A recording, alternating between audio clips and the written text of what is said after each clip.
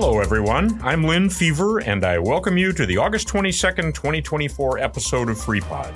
As always, we're proud to bring you this short weekly podcast with the help of a large volunteer group dedicated to providing objective news that's specific to our community. Hi, I'm Alan Wenzel, and now let's get started on the local news you've been missing. Darren Stiekel, an engineering partner at Fair Graham, recently announced that the city of Freeport has been awarded $12 million in grants and forgivable loans from the Illinois Environmental Protection Agency for the Well House 12 project. These grants, in addition to the city already receiving $2 million in grants from the federal government secured by Congressman Eric Sorensen for the Well House 12 project and for the water main replacement within the city of Freeport for 2025.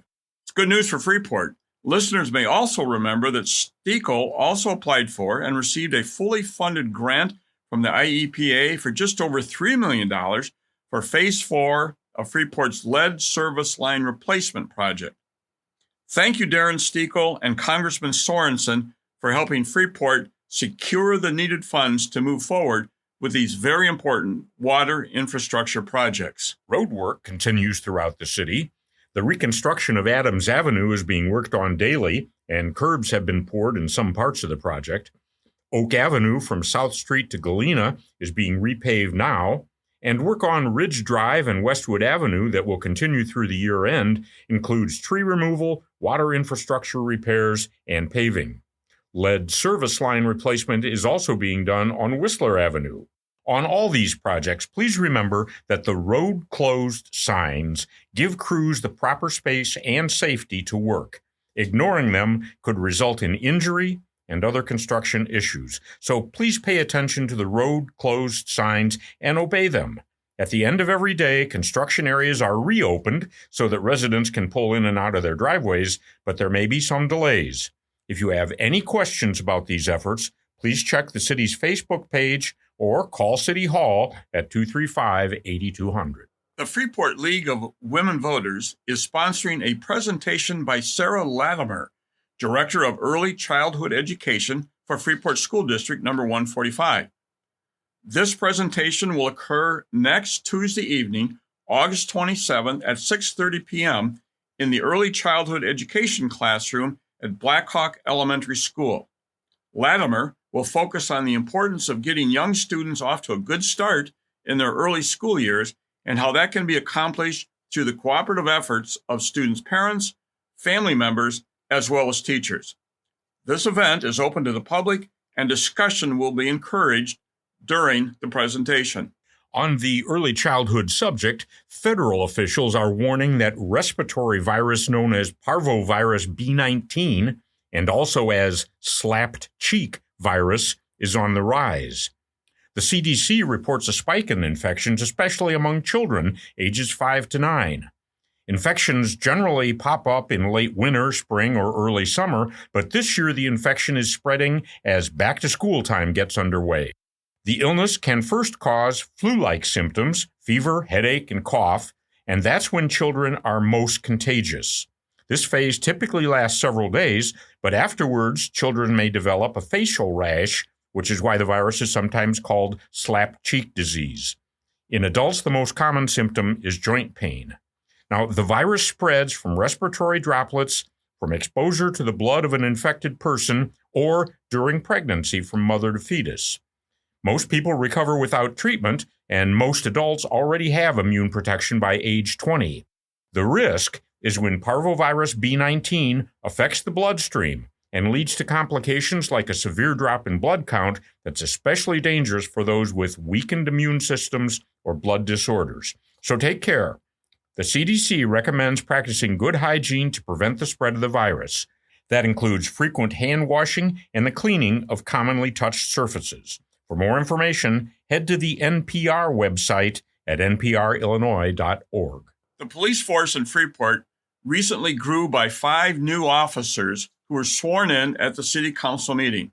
4 men and 1 woman will now go to academy training before joining the Freeport police force to protect and serve the city.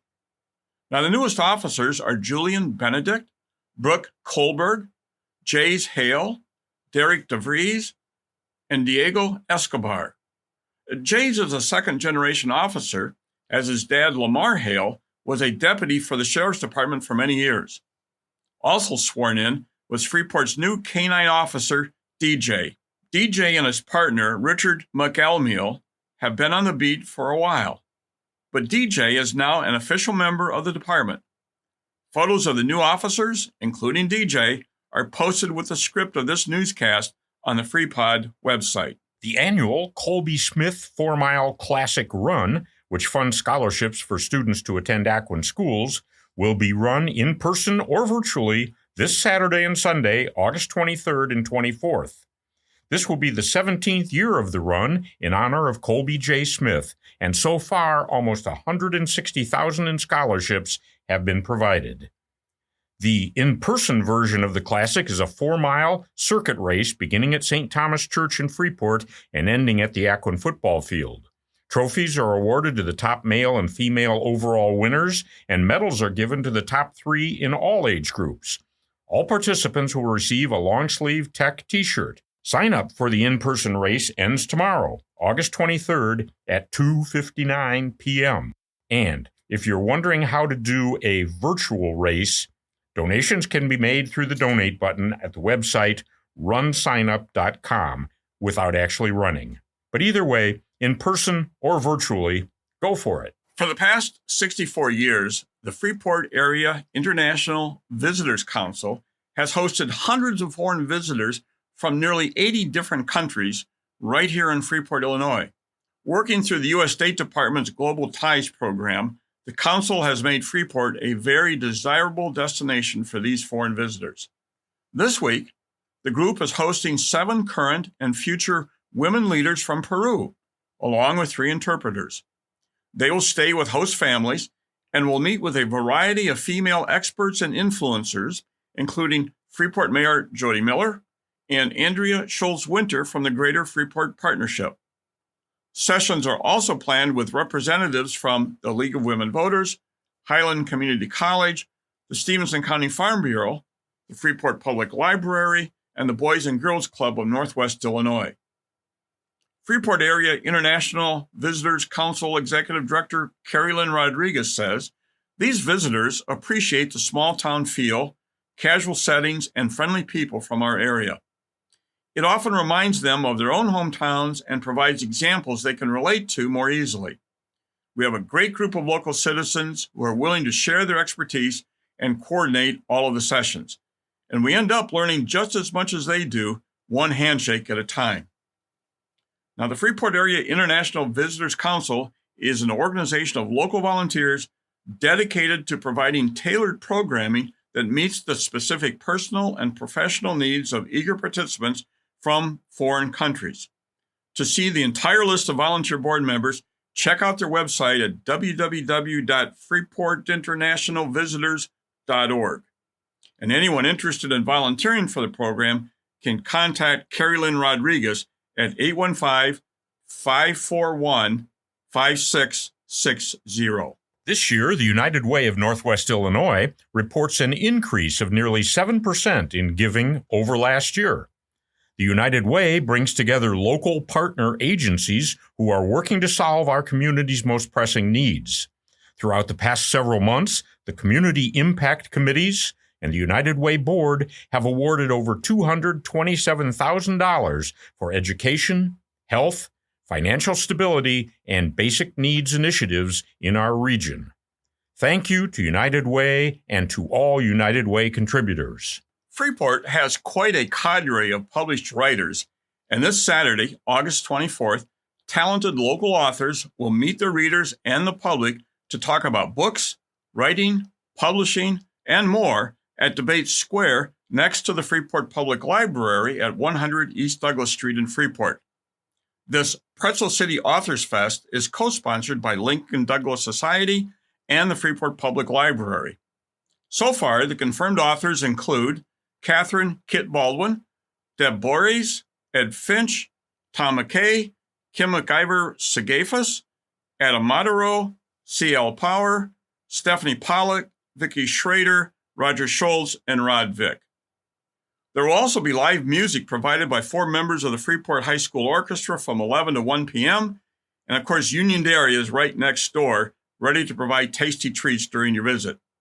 Now, in the event of rain, the Freeport City Authors Fest will be moved to the main meeting room of the Freeport Public Library. And speaking of the Lincoln Douglas Society, they will host a special program next Tuesday evening, August 27th at 5:30 p.m. at the Freeport Public Library. The special program will include the screening of the film The Day Lincoln Was Killed, which will be followed by a discussion of the historical accuracy of the film's events, which will be led by Dr. Ed Finch and Alan Wenzel. Who is that Alan Wenzel person? I have no idea, but his name pops up a lot. Jeez. Let's get him out of the news. Okay. The Family YMCA of Northwest Illinois has just published its youth sports calendar for the upcoming 24-25 school year.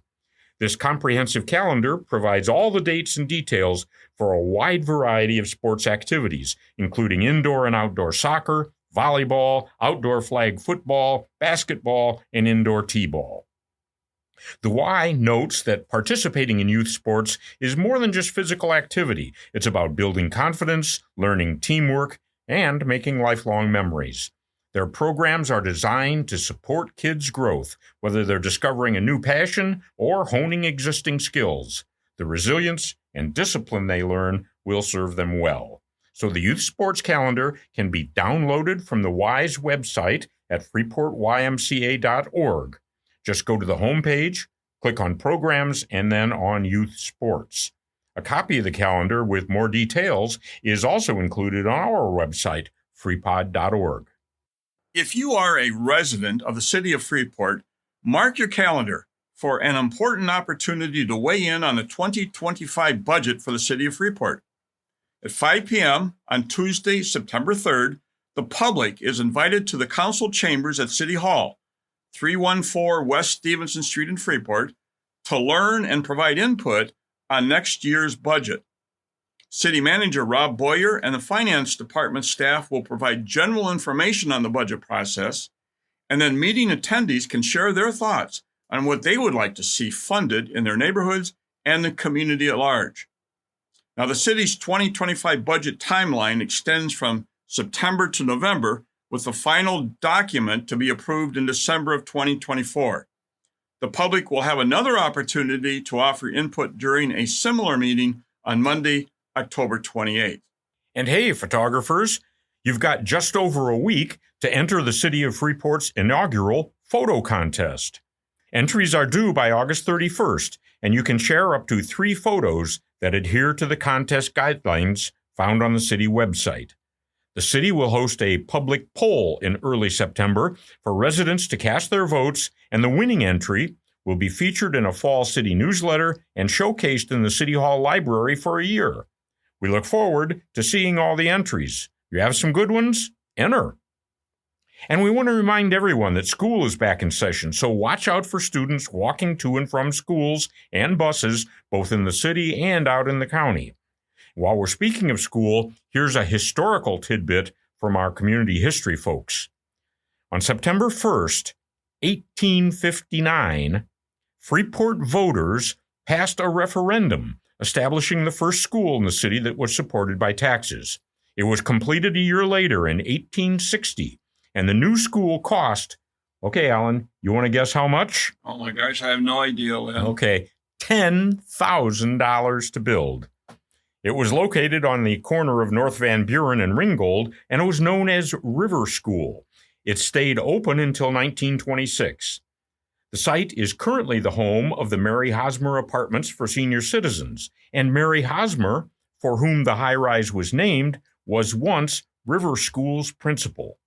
Now, you can learn more about River School and much more about the history of Stevenson County at genealogytrails.com. Click on Illinois, then select Stevenson County. That's genealogytrails.com.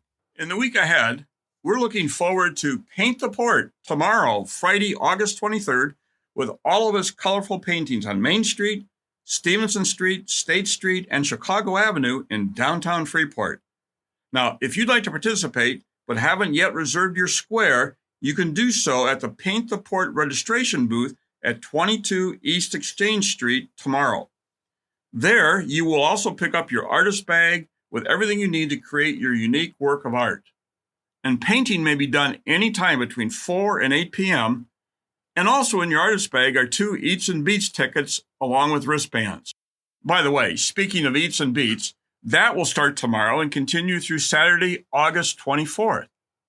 Live musical performances begin at 5 p.m. each day at the Arts Plaza across from the Freeport Public Library.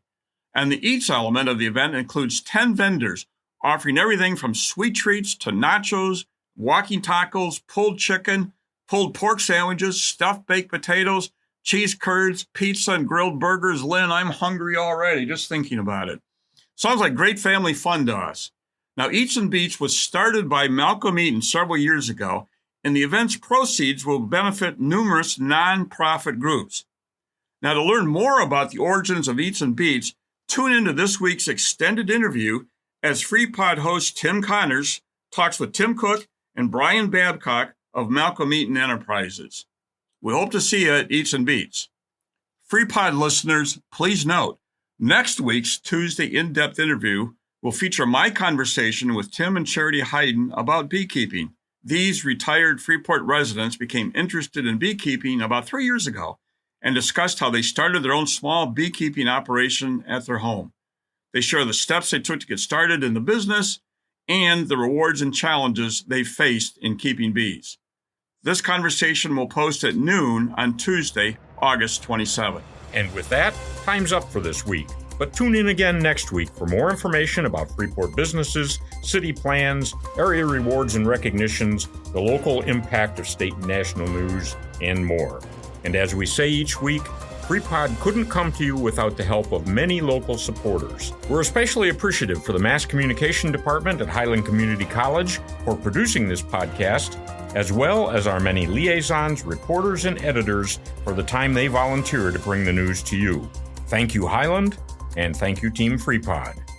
If you have story suggestions or would like to make a tax-deductible contribution to support our efforts, please visit our website at freepod.org.